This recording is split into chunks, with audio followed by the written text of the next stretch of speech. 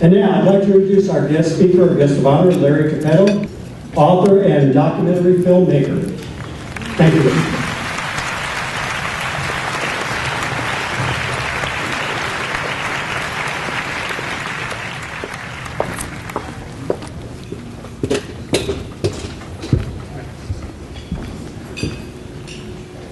Good evening, everybody. How's dinner? I was going to talk about veterans, but I think I'm going to talk about health and nutrition. How does that sound? Everybody for that? Okay. What an honor to be here tonight.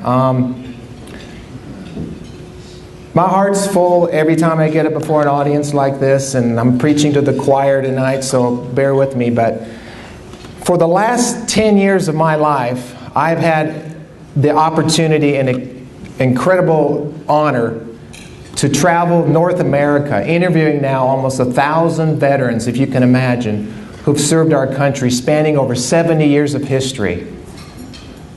And it's almost surreal at times, the work that I do. And as I look out in this audience tonight, I see the Army, I see the Air Force, the Marines, the Navy, Coast Guard, there may be some Merchant Marines in here. I see law enforcement, fire officials, first responders. My goal and my job has been to document stories from our veterans who've served our country. And I'll never forget, February 9th, 2003, I came home from church and I saw a little red light blinking on my answering machine. I knew I had a message, so I went over and I retrieved that message. And this is what I heard. My name is Jack Lindenman. I was with the 35th Infantry. I was in France, and I went to Omaha Beach. And he started to cry. And I thought, what have I tapped into here? Jack was one of over 100 veterans in the Phoenix area that called me because of a story that was written in the East Valley Tribune that said, filmmaker looking for D-Day vets.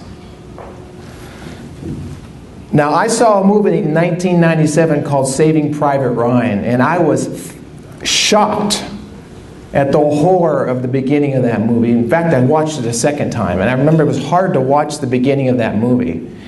And I became fascinated with the mindset of being 18 or 19 years old and landing on a beach under enemy fire. And I always role play with myself. It's like, could I have done that? What type of training would it take to do something like that? And so I began a study on the Higgins boats. I don't know if anybody's ever landed on a Higgins boat, assault landing craft. Andrew Jackson Higgins is the man and the company who built that boat from Louisiana during World War II. And you see that ramp going down on that Higgins boat in that movie, Saving Private Ryan, and the machine gun fire up in the bluffs, the Germans firing down at the landing American troops. And something shook loose inside of me. That's the best way I can describe it when I saw that movie. And I became fascinated with that whole mindset. And I thought, what would it be like to talk to the real guys that were there? Are there any of them around? Ma'am, you mentioned your father who was a World War I veteran. And you made an interesting remark earlier when you got up here and talked. You said there aren't any more of them around to tell their stories. Well, sadly, in a few years, there aren't going to be any World War II veterans left to tell the story. So I began a quest over 10 years ago to document and record the stories of those young men who went off those landing crafts, and I produced my first 2 films on D-Day. And it's kind of like somebody had to tell me what I was doing. I was documenting history. You know, when these guys die, their stories go with them. CBS did a story on me several years back, and I'll never forget how many people contacted me after that story. But it's like everybody in their family became a hero. Their fathers, their grandfathers, their uncles, their brothers, their sisters, everybody became a hero. You know, I have a dear friend who's passed away now, wrote a book called Heroes Among Us. And I find it odd that not one veteran I've ever interviewed has ever referred to themselves as a hero. They tell me, they say, Larry, the real heroes are the guys who never came back. And I understand what they're saying. But to me, when I look around this room tonight, I see heroes. I do. I see men and women. I see heroes. We're living in a day where our young people are looking for role models and heroes. And I've found mine in the many veterans that I've interviewed. And I could spend hours telling you about the experiences I've had, but I think it's pretty interesting. When I go and interview a war veteran, typically a combat veteran is not going to talk to somebody but another combat veteran. Isn't that kind of typical? You know?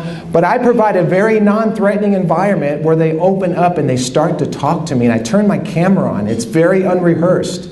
And I start hearing stories in living color. They're my eyes and my ears to an event that happened 40, 50, 60, and now almost 70 years ago. I interviewed a World War I veteran in Florida a few years back, 107 years old. I'm not after the blood and guts of war, but you can imagine some of the stories that I've heard. And having never been in combat, it's like I was there when they tell me their story. It's just the most amazing thing. And I find going through a traumatic episode in somebody's life, it's good to talk about it. With our veterans coming back home today, yesteryear, with anybody in life and a traumatic incident happening, I find it's good. I had one law enforcement veteran tell me recently, who I interviewed for my film Beyond the Badge. He said, "Larry, you helped me cleanse my soul." I don't understand exactly what he was saying. I had a Vietnam veteran say something similar. When he talked, first time he ever shared his experiences in Vietnam, it's like a weight was lifted. So I encourage you, if you have people in your families that have served and maybe been in combat, talk to them. You know, let them talk to you and tell you their stories. There's so much I could share. You know, I want to thank the Combined Honor Guard tonight. That was probably the best posting of the colors I have ever seen. So I want to thank you, men and women who did that. Awesome. From the police department and the sheriff's department. And Kristen, the national anthem, thank you. That was awesome. I have an opportunity to also go into schools, and I take my work that I've done and I go into schools. Sunday I fly out to Michigan for next week, Veterans Day week. I'll be talking to middle school and high school students again, like I've done all over the country. And I've had this wonderful opportunity to go into our schools and to teach our younger generation about the history of our country, about our veterans. And they leave with a greater appreciation for all veterans and for the freedoms that we have. You know, we hear this thing, freedom is not free, and I so believe that. But I think a lot of times we kind of take it for granted. And I tell our young people, and there's some young people in this room, I say, you know, you guys were born in a free country. Do you ever give thought to why you're free? And it kind of opens up a door, and I have my presentation, I show a video, I have a couple veterans from the local community get up and talk to these kids. And at the end of the program, they got the message. At the end of my programs, I have these students come down and greet the veterans, and that's the most powerful time of the program. How can we thank our veterans enough for what they've done for this country? I tell the media all the time, Veterans Day is not just once a year to me, it's every day. You know, we live in a day where I compete with Hollywood. I compete with the entertainment industry in that I find a lot of people don't want to hear a true story. You know why? Because there's a responsibility attached to it. You're accountable for what you just heard. We want to go to a movie on Friday and Saturday night, and that's cool, and get entertained and come out just, you know. But I have a responsibility to record these stories and to document them and to take them into our generations and to honor and to thank our veterans for what they've done. When I put my flag up at my home, my mind always reflects back to that greatest generation, the World War II generation. I grew up fascinated with war, fascinated with World War II. I used to watch combat. That kind of dates me. But I used to watch combat. I love that. You know, my first movie I ever saw was John Wayne and the Green Berets here in Grand Junction at the Mesa Theater. You know, so I've had this long time fascination with war. When I did my film on Vietnam, I became just as fascinated with the helicopters, Jim. The helicopters that took the troops into combat. And I hear, when you're in Vietnam, if you hear a helicopter that's either good or bad, they're either taking you out or they're coming to pick up the wounded and the dead. You know, so I became fascinated with the same mindset of getting in those helicopters. And I've talked to many, many, many Vietnam veterans. Unfortunately, we didn't welcome them home the right way. And thank God we've learned that lesson now, and we know how to welcome our troops home. Connor, just put your hand up for a second. I met this young Marine at the Salt Lake City airport a couple of years ago. And Connor, you touched my heart, man. It's going off to boot camp, just like they did in World War II, just like they did in Korea, just like they did in Vietnam. I meet this young Marine getting ready to get on an airplane, and we had a good conversation. He was getting ready to serve his country. And I thank you, Connor, and I honor you for that tonight.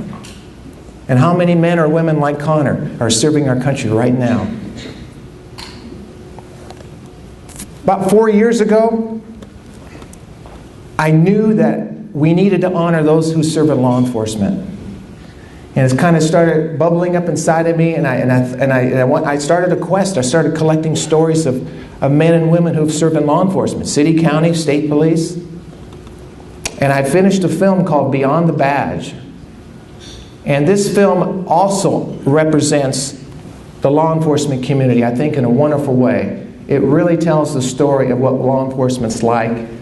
And it's especially meaningful to the spouses and the families of law enforcement officers. So, men and women in this room tonight who serve this community in law enforcement or another community, I thank you and I honor you tonight.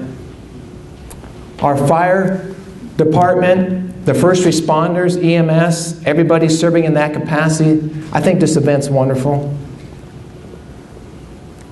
2 years ago, my wife and I were in Brooklyn, New York. We were in the New Jersey area, and I had the opportunity to interview 22 survivors of the World Trade Center attacks.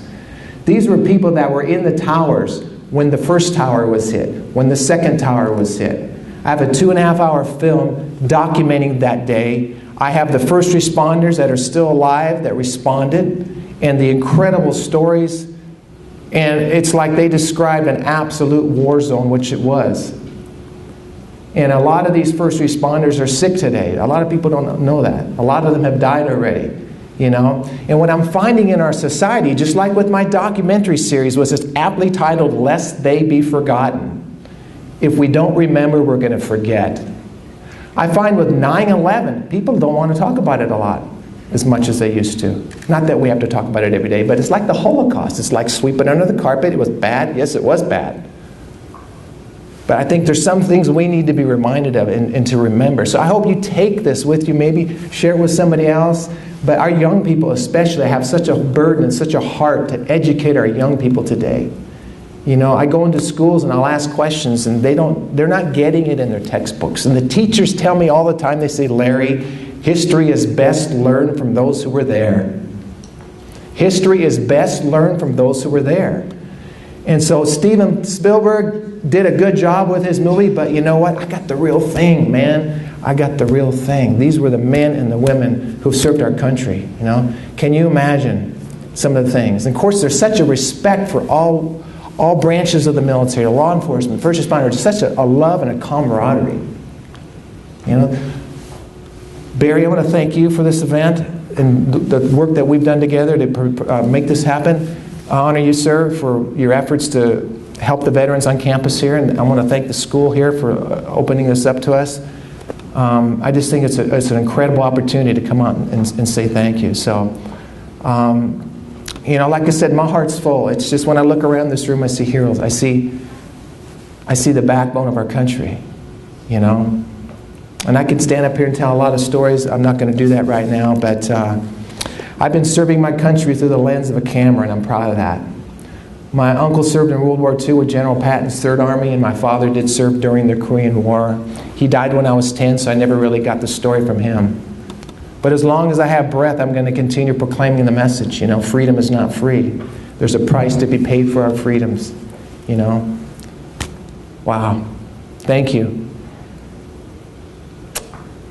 Israel. Are you ready? We're going to show a 4-minute, I think this is a very appropriate clip.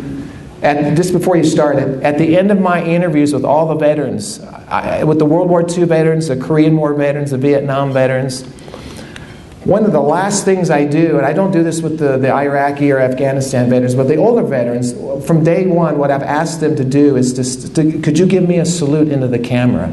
And when they give that salute, it's so moving to me to see that, especially with the older veterans. It's like they're saying goodbye. They've done their service to our country. They're passing the mantle to our younger generation.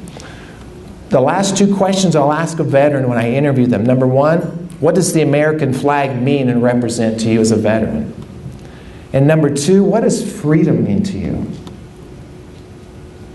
What does freedom mean to you? You know what begins to happen when I ask a war veteran those two questions? That's when they start to cry. When I ask a young person that question, I get a blank stare. And I understand that. But thank God for the freedoms that we have. I'll never get tired of the Pledge of Allegiance, the national anthem, you know. And I appreciate the patriotism that's in this community here very much. I've got a 4-minute clip here we're going to show. My wife, Nancy, raise your hand. And my grandson, Matt, raise your hand. After the event, and we're over here, we've got a table over here if you'd like to come by. I've got a few of the videos. I don't have a lot of them.